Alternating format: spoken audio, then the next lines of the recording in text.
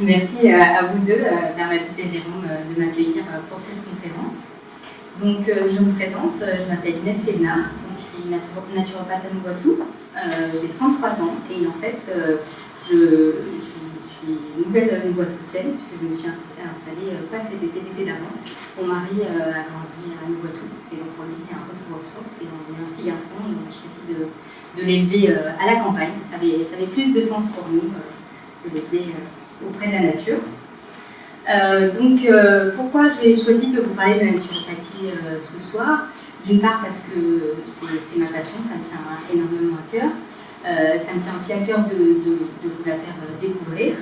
Et puis, on a une dynamique culturelle qui est très présente à Louvatou. Et donc, le thème cette année, c'était Prenons le temps. Et donc, pour moi, ça avait tout son sens, en fait. De l'inscrire dans cette thématique, prenons le temps, parce que vous allez voir, la naturopathie, c'est quelque chose qui se pratique au quotidien, sur le long cours. Donc on va rentrer tout de suite dans le vif du sujet. Donc à la base de la naturopathie, il y a plusieurs choses qui sont importantes, mais avant tout, c'est la prévention. Donc, la naturopathie, c'est vraiment quelque chose qui se pratique, si possible, quand on est en bonne santé, pour le rester en fait. Et donc, c'est quelque chose vraiment qu'on peut mettre très facilement en place dans sa vie de tous les jours. La naturopathie, c'est aussi quelque chose qui est basé sur l'empirisme. Donc vraiment, c'est au travers de toutes les civilisations, on a vu qu'il y avait pas mal de remèdes très simples qui avaient fait leurs preuves et qui font encore leurs preuves aujourd'hui. Et donc, ça m'amène à mon troisième point, donc sur la transmission des savoirs. Donc la naturopathie, c'est vraiment une médecine de bon sens, une médecine ancestrale qui s'est transmise depuis des générations, parce qu'en fait, elle était déjà pratiquée dans des civilisations très anciennes. Je vous en parlerai un petit peu plus en détail tout à l'heure. Je vous ai fait un petit point aussi sur les axes majeurs du rôle du naturopathe.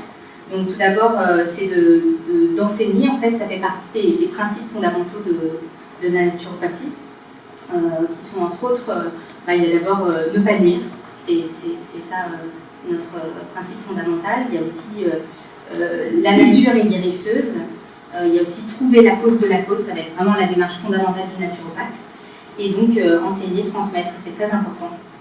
Et donc le naturopathe, il est là pour vous expliquer comment fonctionne votre corps et comment vous allez pouvoir maximiser votre potentiel et optimiser votre énergie, parce qu'il y a plein de choses qu'on ne sait pas sur le fonctionnement du corps humain, notamment par exemple sur les associations alimentaires. Je vous donne un petit exemple très concret, par exemple les fruits, c'est pas terrible de les manger à la fin du repas, parce qu'à la fin du repas, ils arrivent en fin de bol alimentaire, et donc du coup, comme ils sont sucrés, ils vont venir faire fermenter tout ce que vous avez mangé, et donc risquer d'une part d'alourdir votre digestion, et d'autre part de risquer de vous poser quelques ballonnements.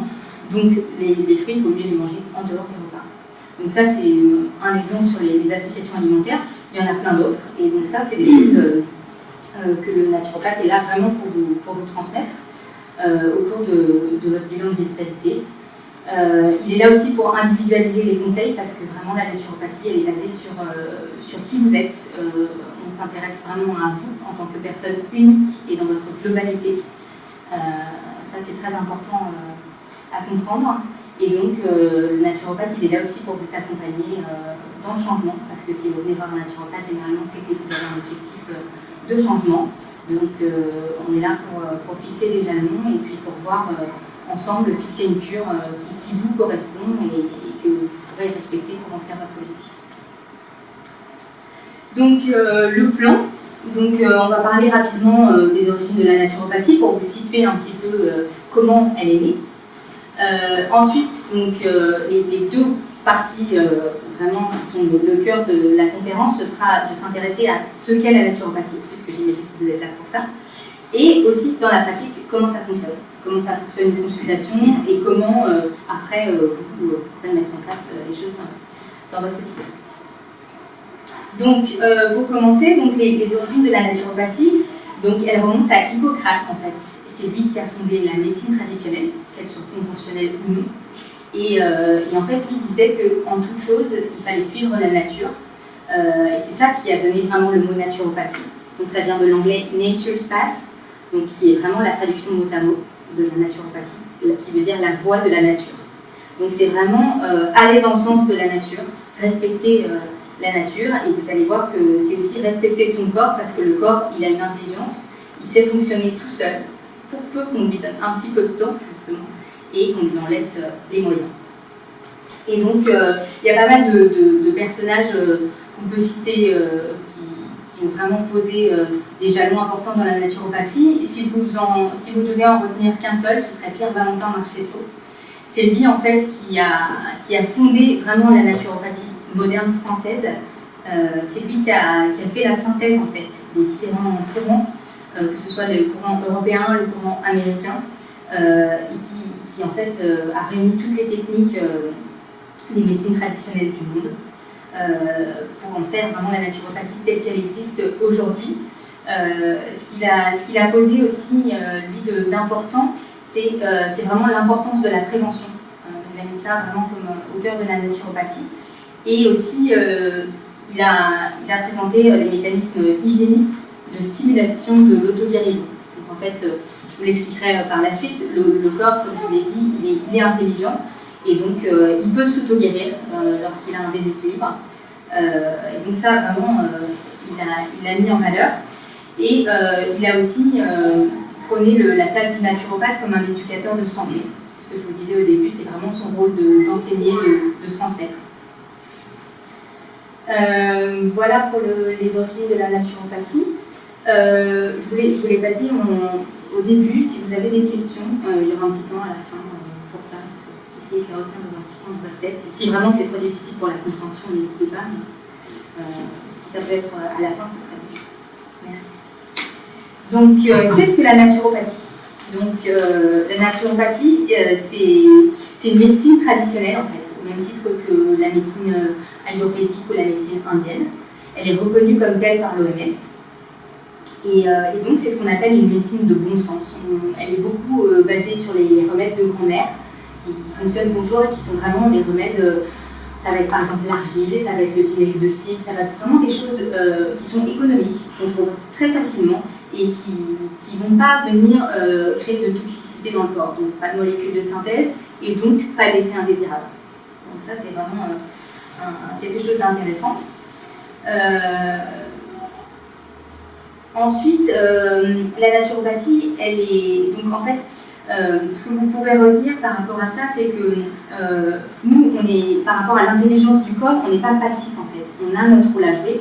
Ce que je vous disais, c'est qu'on peut donner des moyens, on peut donner un petit coup de pouce au corps lorsqu'il a un déséquilibre pour le régler. Et pour ça, il faut revenir aux 4 lois biologiques que Hippocrate a édictées, qui sont se nourrir. Qui dit se nourrir dit éliminer. Il y a l'alternance de l'exercice physique et du repos, et il y a aussi se recharger. Et on pourrait en ajouter une 5e dans nos civilisations modernes où on est très très sollicité, ce serait lâcher le mental. Ça fait partie vraiment d'une hygiène de vie au quotidien qui permet de se recentrer et de garder son énergie et d'en retrouver parfois. Donc ça, c'est pour vraiment que vous ayez un aperçu assez simple. Après, vous avez la Fédération française des écoles de naturopathie, donc la FENA, dont je fais partie. Moi, j'ai fait l'ISUPNAT, j'ai été formée à Paris. Et en fait, on est rattaché à cette fédération et elle a édicté une définition de la naturopathie qui peut paraître un petit peu complexe, mais qui est en fait très très claire et tous les mots sont importants dans cette définition. Donc je vais vous la lire. La naturopathie, fondée sur le principe d'énergie vitale de l'organisme, rassemble les pratiques issues de la tradition occidentale et repose sur les 10 agents naturels de la santé. Elle vise à préserver et optimiser la santé globale de l'individu, la qualité de vie, ainsi qu'à permettre à l'organisme de s'auto-régénérer par des moyens naturels. Donc vous voyez, c'est pas mal de choses, mais c'est assez concis. C'est vraiment ça la naturopathie. Il n'y aurait pas de mots superflus dans cette définition. Donc on va expliciter un petit peu ce que ça veut dire. Et donc, avant toute chose, je voulais vous faire un petit comparatif entre la naturopathie et l'allopathie. Donc l'allopathie, qu'est-ce que c'est? C'est la médecine traditionnelle, que vous connaissez tous. Et donc, ce que j'aimerais vous dire vraiment, c'est que c'est deux approches qui sont très complémentaires. La naturopathie, elle va plutôt se placer en amont, vraiment sur le terrain de la prévention. C'est vraiment une médecine de terrain, c'est très important de garder ça en tête. Tandis que l'allopathie, on est bien content de la trouver, surtout par les temps qui courent, quand on a des urgences à régler. Donc je vous ai fait un petit tableau comparatif de quelques caractéristiques, mais il y en a vraiment beaucoup, pour vous montrer que ces deux approches donc, qui ne fonctionnent pas du tout de la même façon. L'allopathie, donc, elle va classer les maladies, tandis que la naturopathie classera selon la vitalité.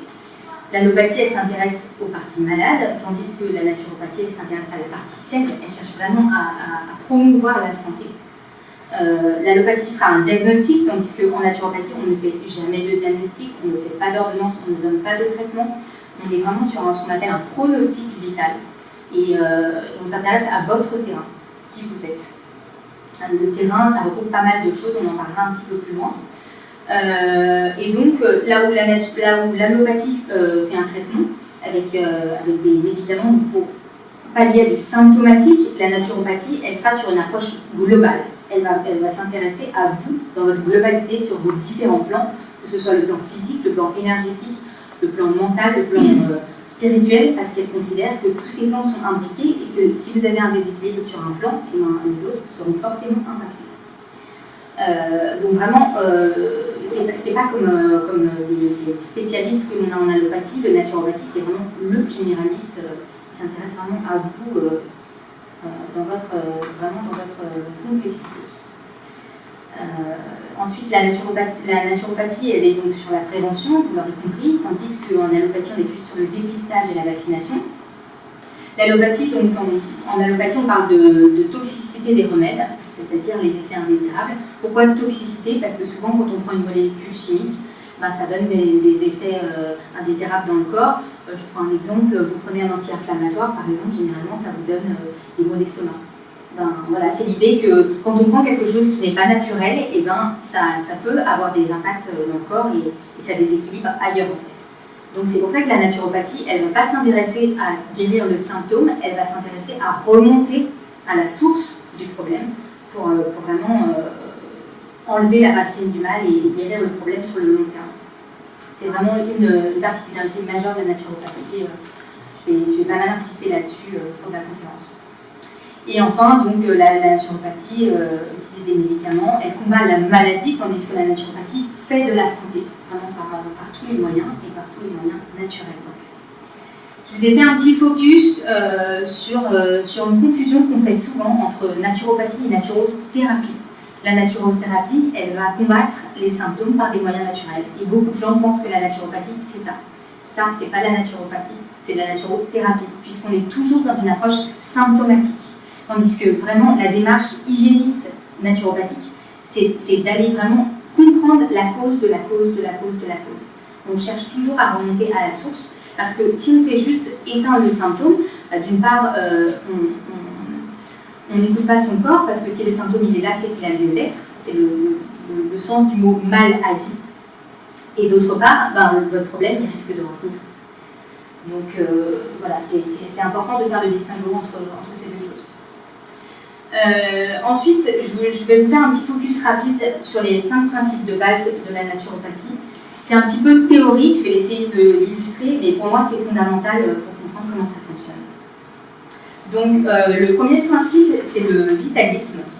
Donc le vitalisme, c'est quoi? C'est tout simplement le principe qui veut qu'on a tous dans le corps une énergie vitale qu'on peut stimuler. Donc il y en a qui l'appellent le prana, il y en a qui l'appellent le chi, le ki. Ça existe depuis la nuit des temps, c'est parce qu'elle est présente en chacun de nous. Il suffit juste de savoir réveiller son potentiel. Et le naturopathe est là pour ça, pour vous aider à comprendre quelle est votre énergie, comment vous fonctionnez, comment la stimuler.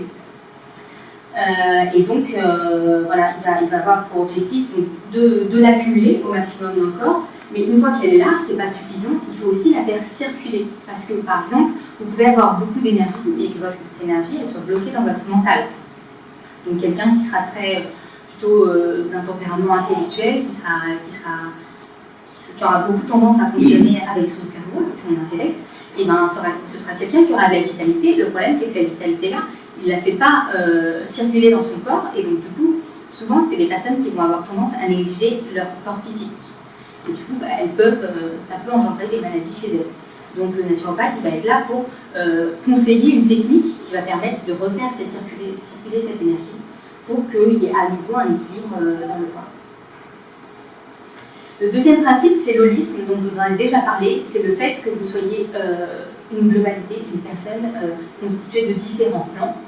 Donc le plan physique, le plan énergétique, le plan émotionnel, le plan mental et le plan spirituel. Donc tous ces plans sont imbriqués, comme je vous l'ai dit. Et le moindre déséquilibre au niveau d'un plan, bah, des répercussions forcément sur tous les autres. C'est pour ça que lors d'une consultation de naturopathie, il y a un questionnaire qui est quand même assez précis parce qu'on va chercher à savoir qui vous êtes, comment vous fonctionnez, aussi bien dans votre vie sociale que dans votre hygiène alimentaire, dans votre hygiène physique, savoir comment ça va dans votre travail, si vous êtes épanoui, quelles sont vos aspirations. L'objectif, c'est de ne négliger aucun plan de votre personne pour ne pas passer à côté de quelque chose en fait. Le troisième principe, c'est le causalisme, donc je vous l'ai déjà dit, donc c'est toujours remonter à la source, la cause de la cause, c'est vraiment la méthodologie de la naturopathie. Parce que voilà, on considère que le symptôme a lieu d'être, il ne faut pas juste l'éteindre. Je vous en parlerai un petit peu plus tard. La seule raison pour laquelle on éteint le symptôme, c'est pour potentialiser la cure. Je vous donne un exemple très concret. Si vous venez me voir et que vous me dites j'ai pas d'énergie et que entre autres vous me dites je dors pas bien, ben, pour moi ça c'est un symptôme que je vais traiter. C'est obligatoire parce que le sommeil c'est un besoin vital et si je ne vous remonte pas en sommeil, je ne pourrais pas vous remonter en énergie. Donc c'est les seuls moments où comme ça sur des petits points spécifiques où on peut traiter le symptôme, mais parce que forcément ça va être salvateur pour que la cure fonctionne. Le quatrième principe, c'est l'humorisme, ce qu'on appelle les humeurs en naturopathie, c'est tous les liquides du corps. Donc ça va être le sang, la lymphe, le liquide interstitiel, le cytoplasme, l'urine. En fait, l'objectif de la naturopathie, c'est de faire circuler ces humeurs par tous les moyens. Donc vous avez les moyens actifs, donc typiquement ça va être l'exercice physique. Et vous avez aussi les moyens passifs, donc ça va être par exemple les techniques manuelles. Quand vous allez vous faire un massage, ben, vous drainez tous vos liquides du corps, notamment la lymphe, ça permet de vous nettoyer. Mais sachez qu'évidemment quand vous êtes actif, c'est plus efficace qu'en étant passif, mais si on a une petite vitalité, qu'on ne peut pas faire de l'exercice physique, il y a toujours moyen de renouveler tous ces liquides du corps, ils sont vraiment faits pour être renouvelés en permanence. Donc je vous ai mis l'opposition, en naturopathie, la santé c'est vraiment synonyme de pureté humorale. C'est ça la santé. Tandis que la maladie, c'est l'encrassement humoral. Et là encore, cet encrassement, il ne vient pas tout seul. On n'est pas passif là-dessus. S'il y a eu encrassement humoral, c'est parce que on laisse ses humeurs s'encrasser. Bah, souvent, c'est parce qu'on est trop sédentaire, parce qu'on a une mauvaise alimentation, on dort mal, il y a toujours, en fait, on a toujours une raison, en fait, on a toujours un impact sur sa santé. C'est ce que je vais vous expliquer ce soir, c'est vraiment que la naturopathie va vous aider à prendre votre santé en main et en devenir les principaux acteurs. Le dernier principe, c'est l'hygiénisme. Donc l'hygiénisme, ça passe par plusieurs plans. Donc il y a le plan alimentaire. Donc ça veut dire adapter son assiette à ses besoins. C'est aussi l'adapter à son tube digestif parce que souvent on peut manger plus que sa capacité digestive. Donc c'est aussi ça l'hygiénisme, c'est savoir écouter son corps et se respecter de ce côté-là. C'est aussi prendre le temps de manger en conscience. C'est pas juste sélectionner ce qui va constituer son assiette, c'est aussi se dire est-ce que j'ai faim aujourd'hui ou est-ce que je mange parce que tout le monde mange. C'est aussi ça l'hygiénisme alimentaire. Il y a l'hygiénisme physique, donc ça je vous en ai parlé quand je vous ai parlé de la pureté humorale, c'est vraiment essayer d'être le plus actif possible pour que vous ayez toujours une pureté au niveau de vos liquides corporels et toujours de maintenir la circulation de l'énergie dans votre corps puisque vraiment on est fait pour bouger et en naturopathie on dit le muscle est le contrepoids du nerf. Donc vraiment le muscle c'est aussi le support de la vitalité. Donc vraiment, j'insiste là-dessus, il faut vraiment bouger au maximum. L'hygiénisme, c'est aussi l'hygiénisme émonctoriel. Donc les émonctoires sont des portes de sortie du corps. Donc il y en a 5 dans le corps. Il y a le foie, il y a les intestins, il y a la peau, il y a les poumons, il y a les reins. Donc l'exercice physique va aussi vous permettre de stimuler tous ces émonctoires pour qu'ils viennent filtrer tous les déchets du corps.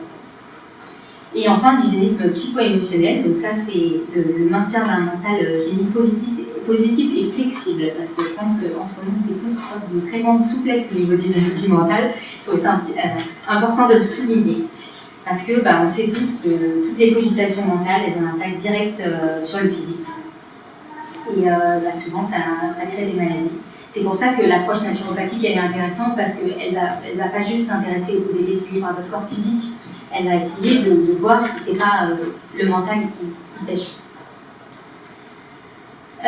Donc maintenant, je vais vous parler des moyens pour pouvoir pratiquer la naturopathie. Donc pour ça, comme le disait la définition de la FENA, il y a 10 techniques naturelles de santé, il n'y en a pas que 10. C'est 10 techniques principales, mais à chaque fois, il y a des sous-techniques, et c'est ça qui est beau dans la naturopathie, c'est que c'est très très riche, et que ça va pouvoir s'adapter à vos affinités. Et c'est aussi ce qui fait que chaque naturopathe est différent en fait, en fonction de qui il est, des techniques que lui il affectionne particulièrement, pour lesquelles il est plus formé, qu'il aimerait mettre en valeur. Donc ces techniques en fait, il y en a 3 majeures et 7 mineures. Pourquoi 3 majeures? Parce qu'il y en a 3 qui sont incontournables en naturopathie. Ça va être l'exercice physique, l'alimentation et la gestion du mental. Quand vous ressortez chez moi, vous allez avoir obligatoirement des conseils sur ces 3 techniques, parce que c'est vraiment le socle de la naturopathie, et c'est grâce à ça que vous allez pouvoir être en santé. Après, toutes les autres, ça va être à adapter en fonction de vous, de qui vous êtes, de votre budget, de votre temps, de votre environnement, de tout un tas de paramètres dont on discutera ensemble. Donc l'exercice physique, je l'ai mis en numéro 1 parce que c'est vraiment la technique number 1 de la naturopathie, parce que c'est la seule qui permet de ce qu'on appelle gagner un tempérament, donc faire de la santé. Vraiment, ce qu'on appelle gagner un tempérament, c'est vraiment s'améliorer. Pourquoi? Parce que si vous faites de l'exercice physique, vous pourrez faire des petits écarts alimentaires, parce que ce sera toujours compensé grâce à ça. Donc l'exercice physique, il faut qu'il soit adapté à votre âge, à votre vitalité et à votre terrain. J'ai mis une petite image de quelqu'un qui se promène dans la nature, parce qu'en naturopathie, l'exercice physique, c'est pas synonyme de sport. L'exercice physique, ça veut dire vraiment bouger. Bouger, donc ça peut être aller faire une promenade, ça peut être faire du vélo, ça peut être faire du jardinage. C'est juste bouger, si possible dehors. Mais on n'est pas du tout dans la performance, on n'a pas d'obligation de faire un sport à tout prix. C'est juste essayer, par exemple, ne serait-ce que de sortir 45 minutes par jour, ça a énormément de bienfaits. Ça va vous permettre déjà de profiter de la lumière naturelle, ce qui va vous permettre de mieux dormir aussi, parce que quand vous êtes calé sur le cycle circadien, sur la lumière du soleil, votre cerveau il comprend que c'est le jour quand vous sortez, et que du coup le soir c'est la nuit, et qu'il est plus dans des conditions de repos.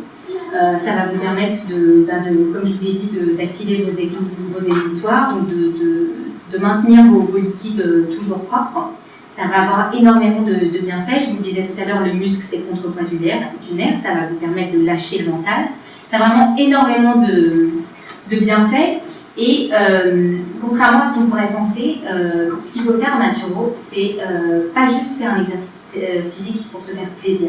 Bien sûr, il faut le faire parce que c'est comme ça qu'on se motive, mais ce qu'il y a d'essentiel, qui n'est pas toujours évident et qui est vraiment, moi quand je l'ai mis en pratique, ça a été phénoménal, c'est faire quelque chose pour lequel on n'est pas attiré du tout. Pourquoi? Parce que le but de la naturopathie, c'est de s'équilibrer. Et donc du coup, je vous prends un exemple très, très concret. Quelqu'un qui va avoir un tempérament anxieux et qui va avoir beaucoup de vitalité, cette personne, elle va avoir naturellement tendance à aller vers tout ce qui est cardio, vers le footing, vers la corde à sauter, vers la boxe, parce que cette personne-là, elle aura besoin de se défouler. Très bien, parce que ça va lui permettre de lâcher son mental et de répartir toute cette énergie qu'elle a en elle. Le problème, c'est qu'elle ne va pas s'équilibrer comme ça, parce que cette personne-là, elle va avoir besoin de se poser. Et donc du coup, pour ça, moi je vais lui dire, ok, continuez votre cardio, mais il faut aussi que vous introduisez un sport plus doux, quelque chose qui va vous permettre de vous relaxer, de vous apaiser, qui va vous donner de la souplesse. Donc typiquement, ça va être du yoga, ça va être de la méditation, ça va être de la sophro. Après, bien sûr, on peut négocier en fonction des affinités, mais vraiment, je vais conseiller d'aller vers quelque chose pour lequel on n'aura pas d'affinité, parce que c'est vraiment comme ça qu'on va pouvoir faire de la santé. L'alimentation, donc numéro 2, l'alimentation, je vous en ai un petit peu parlé, donc il faut vraiment qu'elle soit physiologique. Donc ça veut dire manger en conscience, ça veut dire surtout ne pas manger si on n'a pas faim, parce que c'est hyper important de faire des repos digestifs régulièrement. Là, on sort des fêtes, on sort de la galette, on est encore dedans. Donc après, c'est bien de compenser quand on fait des excès par... ça ne veut pas forcément dire ne pas manger, mais ça veut dire essayer d'alléger un petit peu son bol alimentaire, mettre plus de légumes, voire plus. Ça veut dire essayer de manger plus léger le soir.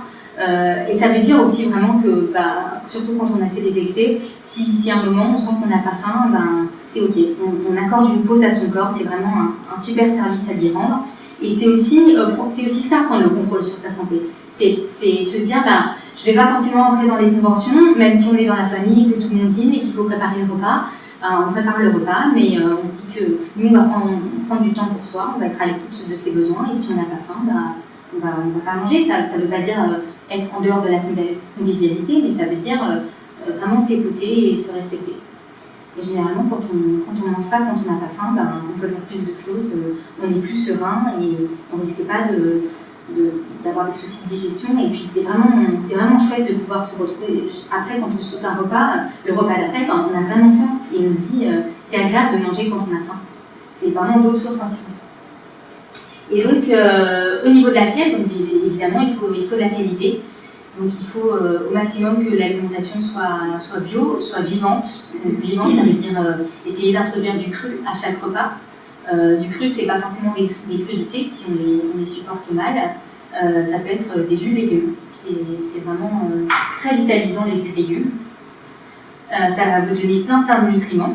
Vous pouvez les faire vous-même si vous avez un extracteur ou alors les acheter en magasin bio. Alimentation, donc il faut qu'elle soit aussi locale, de saison, variée, que vous ayez des cuissons douces pour respecter et garder les nutriments au maximum et que vous fassiez des bonnes associations alimentaires. Ça, je pourrais vous en parler plus dans le détail en consultation. Il y a vraiment quelques grandes règles à connaître pour ne pas être embêté au niveau de la digestion et surtout pour pouvoir maximiser son énergie et pas toujours avoir le coup de barre post-prandial après le déjeuner de midi. Donc je vous ai mis le ventre et notre premier cerveau parce qu'on dit toujours le ventre c'est le deuxième cerveau, mais en fait il y a pas mal d'études qui montrent qu'il y aurait plus de neurones dans les intestins qu'au niveau du cerveau. Donc vraiment, il faut vous dire que ce que vous allez mettre dans votre assiette va avoir un impact sur votre mental. Donc, et d'ailleurs je pense que vous l'aurez constaté quand vous êtes dans l'excès, que vous ne mangez pas forcément comme d'habitude parce que vous êtes invité ou que vous ne mangez pas toujours correctement, souvent au niveau du mental, ça ne suffit pas. Vous n'avez pas les idées claires, vous n'avez pas d'énergie, vous avez du mal à vous concentrer. Donc vraiment, gardez en tête que c'est l'assiette sur laquelle il faut mettre l'accent et ça va vous libérer l'énergie et ça va vous apaiser le mental. La troisième technique, donc on y vient, c'est justement le mental. Un esprit sain dans un corps sain. C'est la base pour de là. Et donc ça peut prendre plusieurs formes, ça peut être de la sophrologie, ça peut être un accompagnement psy, ça peut être de l'EFT, de l'EMDR, de la méditation, du développement personnel, il y a vraiment pas mal de choses, mais c'est juste se dire que chaque jour, si possible, s'accorder une petite pause, prendre un moment pour soi et se dire ok, je coupe tout pendant 5 minutes, je m'isole, je me fais quelques respirations, je me fais quelque chose qui me fait du bien, je me mets une musique que j'aime bien, je fais quelque chose que j'ai reporté depuis longtemps, peu importe ce qui vous parle et vraiment ce qui vous fait du bien à vous pour lâcher votre mental. Voilà, la quatrième technique, donc c'est tout ce qui est technique respiratoire. ça va avec le mental, parce que souvent la chaîne mentale, ça passe par la respiration. On revient dans son corps physique, on se pose, et quand on est à l'écoute de sa respiration, généralement, ça va beaucoup mieux. La respiration, c'est vraiment, je vous ai dit, 3 techniques majeures, 7 mineures. La respiration, on pourrait presque la mettre comme une technique majeure aussi. Pourquoi? Parce qu'on le fait tous les jours. C'est un besoin vital, et comme le sommeil, c'est un besoin vital qui est trop souvent négligé. Alors que c'est tellement simple, et ça a tellement de vertus. Donc c'est un outil vraiment intéressant en naturopathie, et qu'il faut très souvent stimuler pour pouvoir récupérer de l'énergie. Voilà. Ensuite, on a l'hydrologie, ça fait partie des techniques qui sont très accessibles. Donc, c'est toute l'utilisation de l'eau. Donc, ça peut prendre plein de formes. Ça peut être l'eau chaude, qui va plutôt stimuler tout ce qui est microcirculation au niveau des capillaires. Ça peut être l'eau froide. Ça va être plutôt pour apaiser le système nerveux. C'est ce qui va vous permettre de tenir sur la distance, de résister au stress. Une bonne eau froide tous les matins, c'est imparable pour résister au stress. Alors en hiver, c'est très dur. Donc ce qu'on peut faire, c'est ce qu'on appelle des douches alternées. C'est aussi ça, utiliser l'eau. Alternance eau chaude, eau froide. Parce que l'impact bénéfique de l'eau froide sera d'autant meilleur que votre corps est chaud. Et donc le fait d'alterner eau chaude, eau froide, ça va stimuler votre circulation aussi. Donc ça, c'est top. Et l'eau froide, vraiment, elle va soutenir vos surrénales. Les surrénales, c'est ces petites capsules qui sont au-dessus des reins et qui vont vous aider à gérer le stress. Donc, je sais qu'on n'est que des femmes ce soir, mais la douche froide, c'est quelque chose qui parle beaucoup aux hommes, si vous voulez véhiculer l'info. Souvent, c'est un truc, ils s'y mettent et au bout de 10 jours, ils disent qu'ils pètent le feu. Vraiment, si vous voulez, vous le tentez aussi, commencez par le chaud-froid, mais c'est vraiment quelque chose qui réveille. Pourquoi? Parce que ça vous donne de la dopamine. Donc le matin, la dopamine, c'est ce qui va vous donner le starter. Donc s'il y en a qui sont adeptes du café, plutôt que le café, une petite douche froide ou alors chaud-froid, vous verrez, c'est très efficace. Ensuite, on a la phytologie, donc ça vient que maintenant. Donc comme quoi la naturopathie, c'est pas comme ce qu'on pourrait penser, juste se soigner avec les plantes. Pourquoi? Parce que les plantes, ça doit être naturel, c'est quand même quelque chose d'un petit peu moins abordable que tout ce que j'ai évoqué auparavant. Mais ça reste effectivement très, très simple d'utilisation. Pourquoi? Parce que ça peut prendre énormément de formes. Donc ça peut être les tisanes, ça peut être les teintures mères, les huiles essentielles. Les utilise beaucoup. C'est nos grandes amies en naturopathie.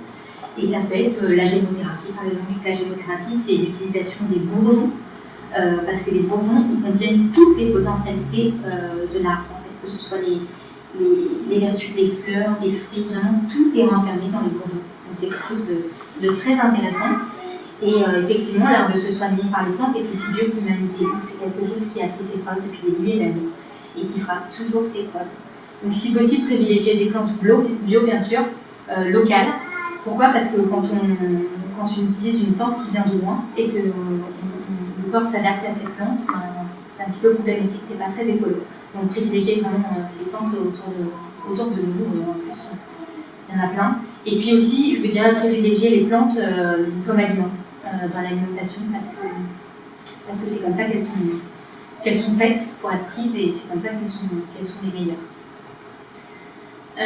Ensuite, on a les techniques manuelles. Donc, les techniques manuelles, ça va recouvrir pas mal de choses. C'est essentiellement du massage, tout ce qui n'est pas massage médical. Et donc, en fait, tous ces massages vont stimuler la circulation tissulaire, détendre le corps et relâcher le mental. Parce que quand vous êtes dans votre corps physique, vous allez lâcher le mental. Donc, c'est vraiment bénéfique sous deux aspects. Déjà parce que vous prenez du plaisir, vous avez du temps pour vous, ça c'est top. Et aussi, je ne sais pas si vous avez remarqué, mais quand vous faites faire un massage, généralement on entend des petits gargouillis au niveau du ventre. Ça, c'est un signe de détente. C'est le signe de l'activation du système parasympathique. C'est celui qui va vous permettre toutes vos fonctions physiologiques naturelles, notamment la digestion. Donc, quand vous entendez ces petits bruits, c'est vraiment que vous êtes cool, vous êtes zen et que votre corps fonctionne normalement comme il devrait fonctionner en fait. Et souvent, on a une transition et on ressent en fait qu'avant on était dans un état de vigilance et que tout d'un coup on bascule. Donc, c'est très intéressant les techniques manuelles, je vous l'ai dit tout à l'heure, parce que pour les gens qui n'ont pas assez de vitalité pour faire l'exercice physique, ça va permettre de renouveler l'équilibre du corps, ça va drainer notamment la lymphe. et ça va faire circuler l'énergie dans le corps. Et donc, il faut bien voir le massage notamment comme quelque chose qui n'est pas juste un moment bien-être, c'est quelque chose que nous, en naturopathie, on va insérer dans une cure. Donc c'est vraiment un outil qui va venir dans une démarche plus globale. Donc vraiment le voir comme ça. Ensuite, on a les techniques réflexes. Donc ça va être tout ce qui est réflexo, donc que ce soit réflexo manuel, caudal, palmaire, c'est la main, lingual, auriculaire et même nasal. C'est des réflexos qui sont moins connus mais qui sont très très efficaces. Et donc la réflexologie, c'est une très très belle pratique qui vient vraiment en soutien de la naturopathie, qui est vraiment complémentaire avec cette démarche naturopathique globale, parce qu'elle va aussi vous apporter de la détente et venir stimuler à distance des organes qui peuvent être en souffrance. En fait, ça fonctionne comme ça. Quand vous faites par exemple un soin de réflexologie plantaire, vous avez énormément de nerfs qui sont situés sous la voûte plantaire. Et en fait, par le massage, par la stimulation, par les pressions, on va venir en fait stimuler ces trajets nerveux. Et comme vous avez une cartographie de tous vos organes qui est sous le pied, et ben, le naturopathe ou le praticien en réflexologie va venir stimuler ces zones. Si jamais je ne sais pas, vous avez un souci au niveau du plexus, le plexus, il est situé en fait juste au milieu du pied, ben, on va venir appuyer là-dessus pour pouvoir détendre votre plexus. Ça veut dire qu'au niveau des émotionnels, ça va pas bien, et donc du coup, vous allez vraiment ressentir une détente. Parfois sur le coup, ça peut faire un petit peu mal, mais généralement, dans les 20 jours qui suivent, on ressent vraiment les bienfaits.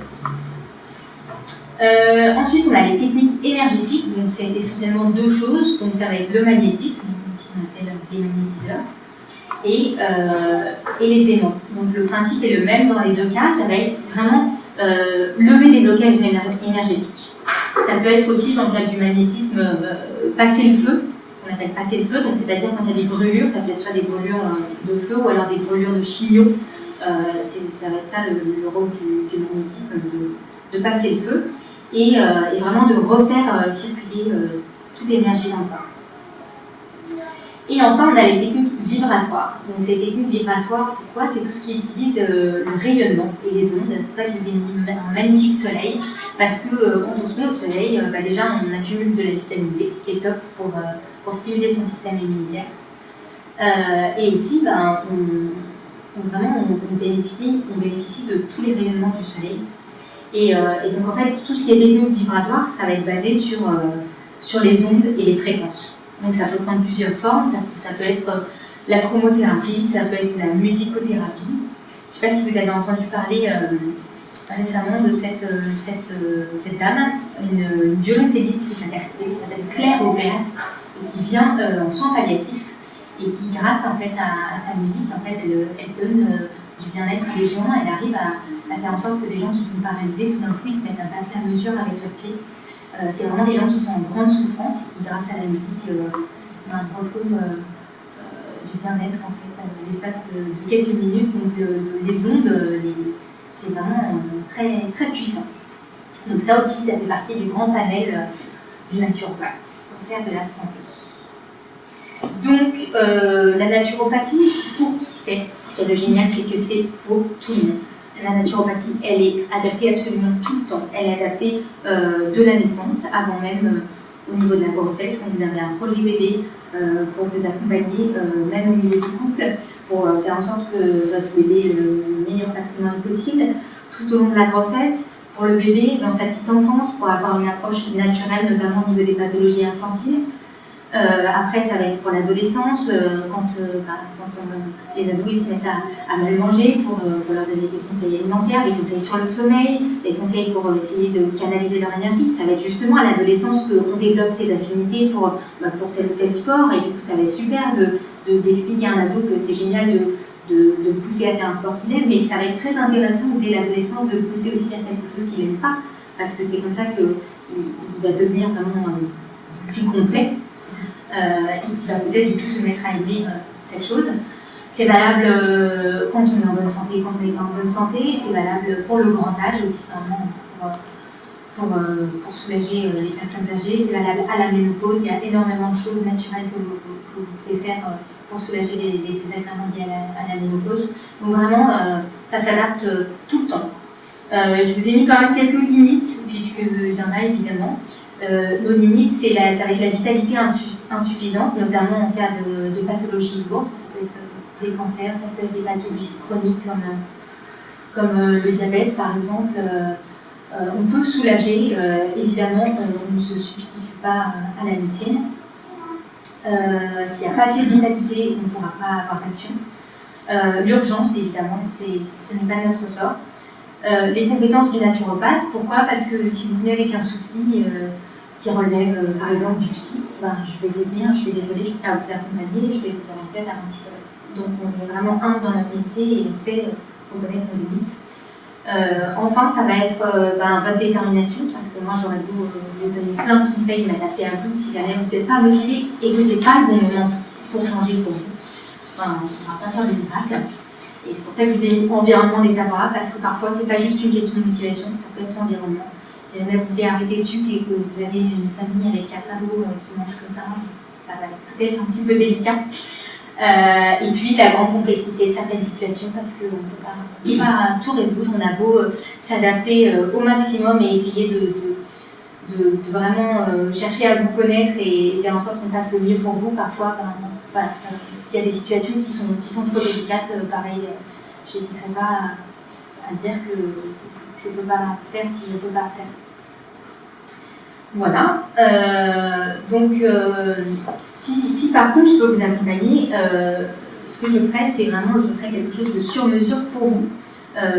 D'une part pour qui vous êtes et d'autre part pour votre problématique à un instant T, parce que vous pourrez venir me voir une fois pour une problématique, pour des problèmes de sommeil par exemple, et puis une autre fois pour faire du poids, une autre fois pour préparer un challenge sportif. Vraiment, il y a plein de raisons de faire une consultation naturopathique.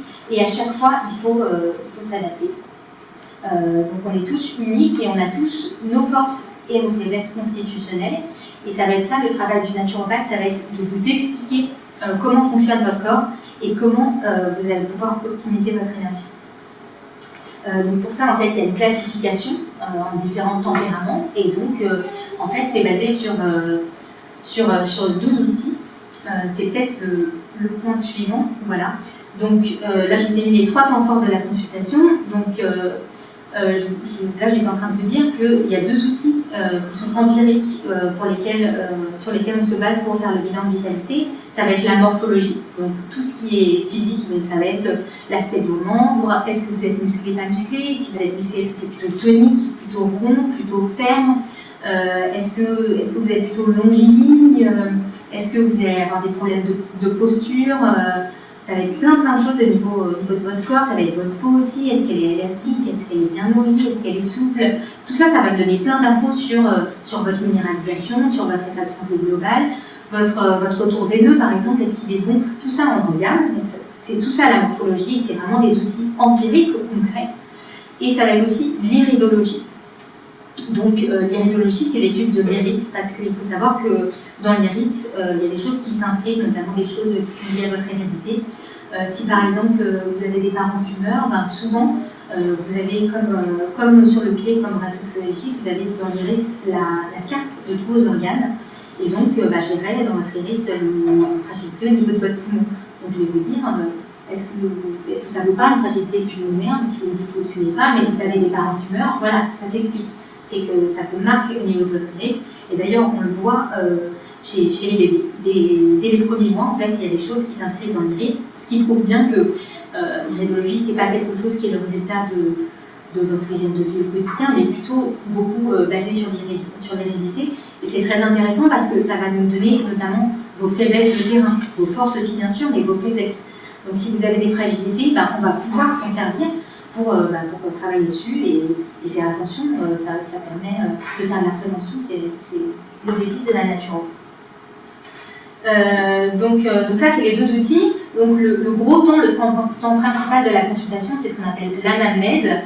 Donc ça va être l'échange vraiment approfondi, le questionnaire approfondi sur vous, sur qui vous êtes, sur comment vous mangez, ce qui vous nourrit au quotidien, pas que au niveau de l'alimentation, mais ce qui vous fait vibrer, comment vous dormez, quelle est votre cellule familiale, quelles sont vos habitudes de vie, tout simplement, pour chercher à mieux vous connaître et et voir ensemble comment on peut améliorer notre santé. Et enfin, à l'issue de tous ces temps, on va déterminer un plan d'hygiène vitale pour faire une cure. Donc une cure naturopathique, il y en a deux principales, c'est soit la cure de détox, soit la cure de revitalisation, et souvent on les mélange pour pouvoir remplir un objectif qui est le vôtre, donc, et qui est propre à chacun. Et donc, comme je vous le disais, donc, cette cure elle est individualisée et elle comporte forcément des conseils alimentaires, des conseils au niveau de la gestion des émotions et des conseils sur l'activité physique. Voilà, donc en conclusion, je vous dirais que le rôle du naturopathe, c'est de vous donner de la vitalité par des méthodes naturelles, bien sûr, j'espère que vous l'aurez compris. Il s'adapte à vous, à votre personnalité, à vos besoins. Il est vraiment très très flexible, il est très polyvalent. Et surtout, son objectif principal, c'est de vous rendre acteur de votre santé. Le rôle du naturopathe, c'est de vous rendre autonome. C'est pour ça qu'il vous explique comment fonctionne votre corps, c'est pour que vous-même, vous puissiez prendre en main votre santé. Et c'est vraiment ça qui m'a plu, moi, dans la naturopathie, c'est cette autonomie. Parce que je pense que c'est une valeur très forte de nos jours et c'est très important on le voit en ce moment, de savoir prendre en main sa santé. Et puis pour conclure, je vous donnerai un conseil qui est sans doute le meilleur conseil que j'ai reçu en naturopathie, qui est d'honorer vos besoins. Vraiment, peu importe qui vous êtes, peu importe votre métier, votre famille, vous ne pourrez pas être efficace dans votre travail, être présent pour vos proches si vous n'êtes pas aligné et si vous n'êtes pas présent à vous-même avant tout. Donc honorer vos besoins, ça peut prendre plusieurs formes. Mais c'est avant tout s'écouter, se respecter et si possible dans votre quotidien, chaque jour, vous prenez un petit moment pour vous. Je vous le répète encore une fois, mais c'est vraiment fondamental. Et du coup, si le soir, en vous couchant, vous pouvez vous remémorer ce petit moment que vous avez pris pour vous, c'est top, ça veut dire que vous êtes déjà sur le chemin de la santé.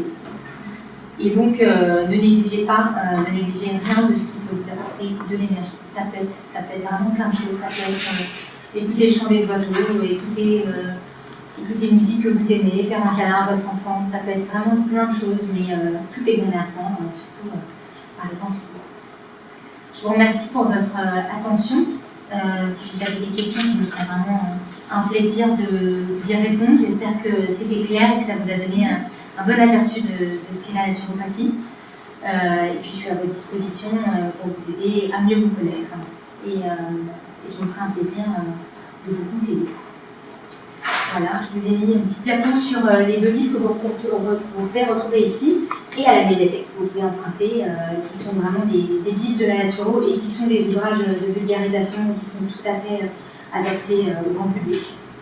Et notamment dans celui-là, il y a pas mal de postures de yoga pour celles qui ça parle, des exercices de respiration aussi. Il est vraiment très très bien fait. Donc je le recommande. Voilà. Et puis je voulais vous dire aussi que je ferai une prochaine conférence en avril qui sera plus du coup axée sur la détox. Les nutritionnistes vous disent de faire de surtout pas sauter de repas, que même si vous n'avez pas faim, vous mangez un petit peu, vous équilibrez, que sinon votre corps se venge au prochain repas. Donc c'était complètement à l'inverse, ça m'a étonné votre discours du coup par rapport à ça. Bah oui, mais nous, c'est ce qu'on voit en naturopathie, vraiment, c'est ça la médecine de bon sens en fait, c'est de s'écouter, parce que si on mange alors qu'on n'a pas faim, on va à l'encontre de sa physiologie en fait. Et le corps, vraiment, si vous ne ressentez pas la sensation de faim, c'est que vos cellules, elles n'ont pas besoin d'être nourries. Et du coup, en fait, en mangeant sans faim, vous vous encrassez. Vous faites en sorte que votre vol alimentaire il est trop important par rapport à vos besoins. Et du coup, si vos cellules n'ont pas besoin d'être nourries, tout ça, c'est des nutriments qui ne vont pas être utilisés, donc ce ne sera pas bénéfique, ça va être juste des déchets qui vont venir alourdir vos organes digestifs. C'est pour ça que le repos digestif, c'est très important. C'est vraiment, en naturopathie, on dit un organe ne se régénère que lorsqu'il y a un repos. Nous, on dort pour nous reposer, nous régénérer, nos organes digestifs. Si on les met tout le temps au travail, ils ne peuvent pas récupérer. Donc il faut, au contraire, faire dans le positif et sauter un repas, ça n'a jamais fait de mal à personne, ça n'a jamais mis personne en mauvaise santé. Si on saute un repas parce qu'on n'a pas faim, on fait de la santé. On est juste à l'écoute de soi. Ça dépend de la physiologie de chacun.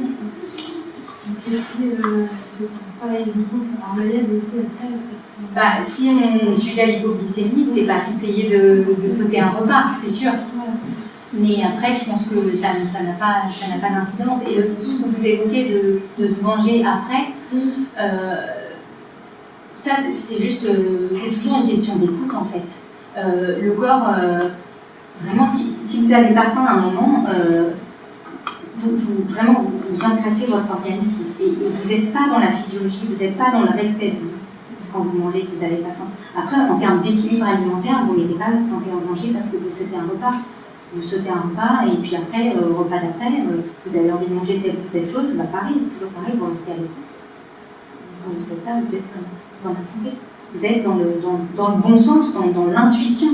C'est très important, naturellement, d'écouter son intuition. C'est vrai qu'on n'est pas dans une société, ça ne fait pas partie des codes en fait, quand vous dites dans une famille, oser dire je vais regarder les autres manger, je ne mange pas parce que j'ai pas faim, c'est pas dans les codes de la société actuelle. Donc c'est vrai que, et pourtant, moi je pense effectivement vous avez raison, c'est vrai que de sauter un repas, ou pas manger, ou manger moins, on se sent forcément mieux aussi. Et puis, quand on est à l'écoute de son corps, je pense que c'est important aussi, effectivement. C'est toujours facile. Oui, non, bien sûr, parce que souvent quand on se nourrit, on nourrit l'émotionnel avant tout. La nourriture, c'est une défi émotionnelle. Et quand on dit sauter un repas, ça va être très souvent le repas soit du matin, soit du soir. Ça peut être le repas du midi si jamais on n'a pas le temps. Ça, c'est sans doute le repas le moins conseillé à sauter, parce que le repas du midi, c'est souvent un repas essentiel.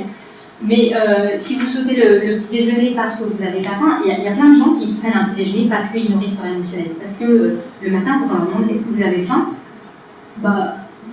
en fait, non, ils sont pas très faim. Ils ne savent pas trop répondre à cette question très souvent en consultation. Moi, je vois ça. En fait, ils me répondent pas que j'ai faim, c'est que j'ai envie de manger. C'est que par tradition, on a été élevé comme ça, on a pris l'habitude d'avoir son petit-déj. C'est super, le petit-déj, c'est réconfortant, c'est un moment familial, un moment. On est cool, c'est la journée qui commence, mais c'est pas forcément conseillé pour tout le monde. Peut-être aussi qu'on ne va pas forcément manger ce dont notre corps a besoin. Donc quand on fait ça, on n'est pas dans une démarche de santé. Et de même, le soir, si on saute un repas, c'est pas catastrophique. Pourquoi ? Parce qu'au contraire, ça va faire du bien à votre corps. Si vous sautez le repas du soir, votre corps, du coup, toute l'énergie qu'il va consacrer normalement à la digestion, il va être en régénération. Quand vous êtes en train de dormir, la première phase du sommeil, ça va être la digestion. Donc si vous sautez cette phase, vous gagnez en temps de régénération cellulaire, parce que c'est la phase qui vient juste après. C'est pour ça qu'on dit que si vous voulez un bon sommeil, vous pouvez dîner tôt et dîner léger. Mais si vous ne dînez pas parce que vous avez pas faim, c'est encore mieux. Généralement, le sommeil va venir plus vite et il va être de meilleure qualité. Donc pas de souci. Du coup, je trouve ça très dommage pour les nutritionnistes parce que vous parlez personnellement. J'ai vécu un régime à un moment donné pour une raison médicale, puis vous ne ressentez pas le besoin de manger le soir. Vous ne mangez pas le soir. J'ai fait ça pendant des mois et des mois. Je suis allée voir un nutritionniste, quand elle a su ça, il a été c'est très dangereux ce que vous faites, c'est très mauvais. Ah oui, donc c'est quand même étonnant que vous n'ayez pas ce parallèle. Mais parce qu'on n'est pas du tout dans les mêmes démarches. C'est dommage, parce que c'est l'alimentation, c'est le nerf de son métier. Oui, mais elle est spécialiste de l'alimentation, la nutritionniste, elle va vous dire ce qu'il faut manger, ce qu'il ne faut pas manger, comment il faut le manger, quand il faut le manger. La naturopathie, c'est pas ça. La naturopathie, c'est évidemment avoir une nutrition qualitative, mais c'est avant tout manger en conscience. Donc si vous avez pas faim, ne mangez pas. Au niveau intuition, c'est ce que je faisais du coup. C'est bien fait, mais là, elle m'a. Oui, mais je pense que c'était pas agréable pour vous de manger. Enfin, c'est agréable pour personne de se forcer à manger, au-delà du fait qu'on s'encrasse. Et d'ailleurs, on dit souvent quand les petits sont malades, on dit allez, mange, c'est ça qui va t'aider à aller mieux. C'est tout l'inverse. Un enfant qui ne mange pas, il faut dire qu'un enfant, c'est le summum de l'intuition. Un enfant qui ne mange pas, c'est parce qu'il n'a pas l'énergie pour digérer. Son corps, il va se consacrer à combattre sa maladie. Donc, il ne va pas s'encombrer à digérer. Donc il ne mange pas, donc pas de souci. Ne vous inquiétez pas, s'il ne mange pas pendant un jour, 2 jours, c'est pas grave. Un enfant, c'est un équilibre alimentaire qui dure 1 semaine. Il se rattrapera. Il est en pleine croissance, pas de souci. Ne forcez pas votre enfant à manger s'il est malade. Ne vous forcez pas à manger si vous n'avez pas. Il y a une chose qui est très importante dans votre discours, c'est que vous personnalisez. Parce que, enfin, voilà, moi quand je ne mange pas, je suis d'une humeur catastrophique. Comme, moi je suis pas bien, vous m'en faites aussi. Mais parce que vous avez envie de manger. Bah, j'ai faim. Là, je suis super faim. Voilà, comme ça, et moi, le risque que je trouve, justement, c'est en est enfant, c'est du coup, il y avait la remarque de forcément, je ne sais pas, mais après, c'est là où il faut rester raisonnable, et qu'on a tendance à plutôt aller manger n'importe quoi. Donc, voilà, c'est pour pouvoir compenser. C'est la conscience. Pour pouvoir compenser. Mais vous n'allez pas me dire que ça vous est jamais arrivé de vous retrouver à un repas où finalement vous vous mettez à table et vous n'avez pas faim. Ah bah ça oui. Voilà. Donc c'est juste ça. C'est juste. Je dis pas que c'est toujours possible de le faire. Je dis que c'est bien quand on peut le faire parce que c'est un cadeau qu'on se fait. Oui, voilà. Et c'est vraiment top. Et tester, c'est le contraire. Moi, quand je jeûne le soir, le matin, j'ai pas faim. Pourquoi? Parce que le corps il est vraiment en mode régénération. Et votre corps il s'équilibre. Et c'est tellement agréable de retrouver cette sensation de faim. Parce que très souvent on l'a perdu, très souvent on mange par convention. Et tout d'un coup quand ça se réveille et qu'on a vraiment faim, et ben on mange par plaisir. Alors il faut après c'est autre chose d'être à l'écoute, il faut continuer à être à l'écoute pour pas se jeter sur la moindre chose. Oui, moi j'ai des bonnes choses. Oui, mais justement, quand on aime manger, quand on est gourmand, justement, il faut s'accorder des repos digestifs. Parce que le fait de s'accorder des repos digestifs, c'est aussi ça qui va vous permettre d'augmenter votre potentiel digestif. Si jamais vous savez que vous êtes invité, que vous avez un repas de fête, un gros repas le soir, et ben on vous dit qu'il faut déjeuner léger. Si tout le temps, en fait, vous n'allez pas manger, c'est du temps, vos intestins vont être au repos. Et c'est ce temps de repos digestif va vous permettre de mieux digérer après ce que vous allez manger. En naturo, nos profs, très souvent, quand ils avaient des repas le soir, la journée, ils ne mangeaient pas. Et le soir, ça leur permettait, quand bien même ils sont naturaux, de manger, de faire des écarts, de faire des associations alimentaires qui peuvent être difficiles à digérer. Le repos digestif, c'est vraiment très important. Moi, j'avais une autre question sur vos. Merci pour la présentation, c'était une belle introduction. C'est sur les techniques que vous proposez. Là, donc, il y a le début de la dernière là, sur le magnétisme, qui est quand même une technique un peu particulière. C'est quelque chose qui est inné, quand même, qui est inné à la personne ou qui s'apprend. Les magnétiseurs, oui, c'est un peu. Vous avez des pouvoirs, entre guillemets, du magnétisme. En fait, on a tous un taux plus ou moins élevé de magnétisme. En fait. Le magnétiseur, en fait, c'est un passeur, c'est un canal, en fait, si vous voulez. Et donc, les magnétiseurs, ils ont cette capacité d'être canal, de capter l'énergie et de la transmettre. Et comme je vous disais, les techniques énergétiques, c'est aussi beaucoup les aimants. Les aimants, c'est très puissant, en fait.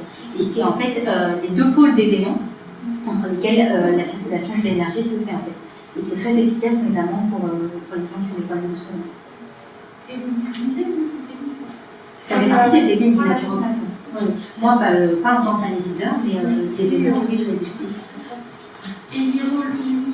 L'hydrologie. L'hydrologie, là, c'est quelque chose qui fait partie de ton cursus. Oui, tout à fait. C'est les deux outils majeurs du naturopathe, la morphologie et l'hydrologie.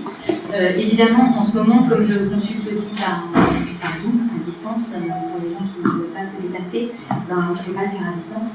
Mais du coup, on se base beaucoup sur l'analyse morphologique, qui est le reflet de qui vous êtes aujourd'hui. On voit votre patrimoine génétique, mais on voit aussi ce que vous en avez fait aujourd'hui. Mais l'héritologie, c'est vraiment un outil très intéressant pour l'hérédité et aussi pour faire de la prévention. C'est vraiment très bien. continue, excuse-moi. Il va nous rester 10 petites minutes pour poser les dernières questions. Ok, ça marche. Oui, j'ai les cartes de visite ici. J'ai une petite feuille, si vous voulez noter votre mail, je vais lancer une newsletter. Et puis si vous voulez regarder les livres qui sont disponibles à la médiathèque, n'hésitez pas. La première consultation dure combien de temps? Donc la première consultation, c'est ce qu'on appelle le bilan de vitalité, et ça dure entre 1h30 et 2h. Vraiment parce que on passe en revue tous les systèmes du corps, du système respiratoire, du système digestif. Vraiment, on fait un point sur tous les besoins antécédents. Vraiment, l'objectif, c'est d'aller sur des choses pour bien reconnaître. Donc vous mettez en place la cure, ensuite vous voyez la patiente, ça se passe comment? Ça dépend de votre objectif, mais généralement on dit entre 6 à 8 semaines entre 2 séances. Parce que, comme je vous l'ai dit, prenons le temps, c'était la thématique culturelle, la naturopathie ça donne du temps. Et donc il faut pas être pressé. Il y a certaines choses qui prennent du temps, les habitudes ont la vie dure. Donc on dit qu'il faut minimum 3 semaines en naturopathie quand on part sur une cure, le minimum c'est 3 semaines. Vraiment, on ne peut rien voir, que vous fassiez un réglage alimentaire ou quoi que ce soit, c'est 3 semaines pour voir les effets. On dit même que pour changer une habitude de la course, on est plutôt sur 10 semaines. Après, on peut aussi, des gens qui viennent me voir dans le cadre de la prévention, donc qui suivent les saisons en fait, parce qu'à chaque changement de saison, en médecine chinoise, on dit que du coup, il faut adapter son alimentation. Comme on change ses vêtements, on change aussi ses habitudes de vie aussi. Donc on peut faire aussi de la prévention de manière saisonnière.